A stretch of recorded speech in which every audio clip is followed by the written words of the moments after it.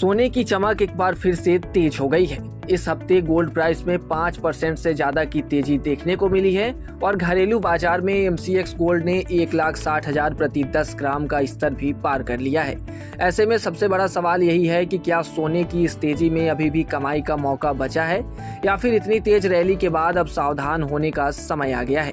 क्या नए निवेशकों को मौजूदा ऊंचे स्तरों पर गोल्ड खरीदना चाहिए या फिर गिरावट का इंतजार करना बेहतर होगा? तो चलिए एक एक करके सभी सवालों का जवाब समझते हैं, इसलिए वीडियो में अंत तक जरूर बने रहिएगा। अंतर्राष्ट्रीय बाजार में सोने की कीमतों ने जोरदार रफ्तार पकड़ी है। शुरुआती कारोबार में कॉमेक्स गोल्ड 1.07% बढ़कर $4,620.10 प्रति औंस तक पहुंच गया, जो 14 मई 2026 के बाद का सबसे ऊंचा स्तर है।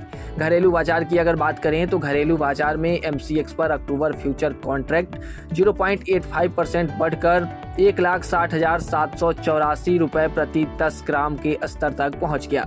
इस तरह सोने ने एक बार फिर निवेशकों का ध्यान अपनी ओर खींचा है। अगमॉन्ट बुलियन की 21 अगस्त की रिपोर्ट के मुताबिक पूरे हफ्ते प्रीसियस मेटल की कीमतों में 5% से ज्यादा की तेजी आई है। इस तेजी की बड़ी वजह अमेरिका से जुड़ा घटनाक्रम रहा। यूएस ट्रेजरी डिपार्टमेंट ने लॉन्ग टर्म डेब्ट बाईबैक को कम से कम दोगुना करने की योजना का ऐलान किया।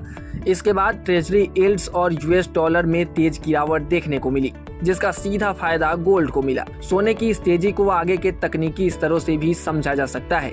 रिपोर्ट के मुताबिक गोल्ड ने पहले 4,340 से 4,440 की रेंज को तोड़ा। इसके बाद 4,500 का टारगेट हासिल कर लिया। अब अगला टारगेट 4,600 बताया जा रहा है, जो घरेलू बाजार में करीब 1,62,000 प्रति 10 ग्राम के स्तर के आसपास बैठता है। यानी गोल्ड में अभी भी अपसाइड की संभावना बनी हुई है, लेकिन इतनी तेज रैली के बाद मौजूदा स्तरों पर वोलेटिलिटी और करेक्शन का रिस्क बढ़ गया है। इसलिए आने वाले समय में कीमतों की दिशा के साथ साथ सही एंट्री लेवल भी निवेशकों के लिए बेहद महत्वपूर्ण रहने वाला है। गोल्ड को मिल रही मजबूती के पीछे के कारण की बात करें तो ग्लोबल इकोनॉमी, बॉन्ड मार्केट की चाल भी बड़ी भूमिका है। मोतीलाल ओसवाल फाइनेंशियल सर्विसेज के कमोडिटी एनालिस्ट मानव मोदी के मुताबिक गोल्ड इस समय 2.5 महीने से ज्यादा के हाई के आसपास कारोबार कर रहा है। कम बॉन्ड यील्ड्स ने सोने को सपोर्ट दिया है, जबकि इन्फ्लेशन और बढ़ते फिस्कल रिस्क को लेकर चिंताओं ने निवेशकों का रुझान सेफ हेवन एसेट की तरफ बढ़ाया है। जब बॉन्ड यील्ड्स में गिरावट आती है तो नॉन यील्ड्स एसेट गोल्ड की आकर्षकता बढ़ सकती है। यही वजह है कि कमजोर यील्ड्स और आर्थिक अनिश्चितता के बीच गोल्ड की डिमांड को सपोर्ट मिल रहा है। अमेरिका की फिस्कल स्थिति भी सोने के लिए एक महत्वपूर्ण सपोर्ट फैक्टर बन रही है। रिपोर्ट के मुताबिक अमेरिकी फेडरल डेब्ट 40 लाख करोड़ डॉलर से ज्यादा हो चुका है। इसके साथ बढ़ता फिस्कल डिफिसिट और ब्याज खर्च सरकार की आर्थिक स्थिति को लेकर चिंता बढ़ा रही है। ऐसी स्थिति में करेंसी और सोवरेन डेब्ट से जुड़े जोखिमों को लेकर निवेशकों की चिंता बढ़ सकती है और गोल्ड को एक सुरक्षित विकल्प के तौर पर फायदा मिल सकता है। अमेरिका की फिस्कल स्थिति, डॉलर की चाल और बॉन्ड मार्केट में होने वाले बदलाव आने वाले समय में गोल्ड के लिए महत्वपूर्ण संकेत बने रहेंगे। आगे गोल्ड की दिशा पर यूएस फेडरल रिजर्व की इंटरेस्ट रेट पॉलिसी का भी बड़ा असर रहेगा।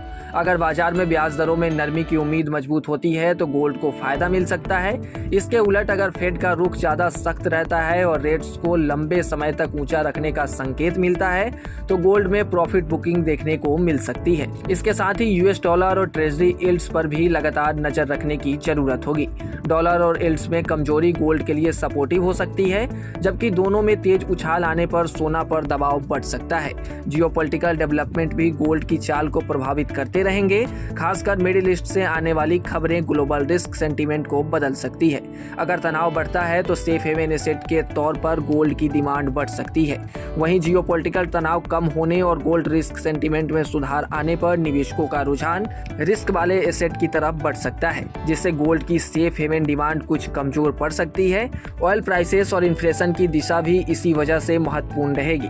कुल मिलाकर गोल्ड में इस हफ्ते 5% से ज्यादा की तेजी के पीछे कमजोर यूएस डॉलर, ट्रेजरी यील्ड्स, अमेरिकी फिस्कल रिस्क, इन्फ्लेशन की चिंता और फेड पॉलिसी एक्सपेक्टेशन जैसे कई फैक्टर्स काम कर रहे हैं। आगे भी इन संकेतों पर गोल्ड की चाल निर्भर करेगी। हालांकि मजबूत मोमेंटम के बावजूद मौजूदा ऊंचे स्तरों पर जल्दबाजी में बड़ी खरीदारी करने की बजाय चरणबद्ध यानी कि एसआईपी तरीके से निवेश की रणनीति ज्यादा संतुलित नजर आती है। मौजूदा गोल्ड होल्डर्स के लिए होल्डिंग बनाए रखना और नए निवेशकों के लिए किसी गिरावट का इंतजार करके धीरे धीरे एंट्री लेना बेहतर अप्रोच हो सकता है। हालांकि इस पूरे मामले पर आपका क्या सोचना है, अपनी राय कमेंट सेक्शन में जरूर बताएं। आपको क्या लगता है, गोल्ड में आने वाले समय में तेजी आएगी या फिर गिरावट का दौर देखने को मिलेगा? और ऐसे ही तमाम अपडेट्स और शेयर मार्केट से जुड़ी तमाम जानकारी के लिए आप बने रहें गुड रिटर्न्स डिजिटल के साथ।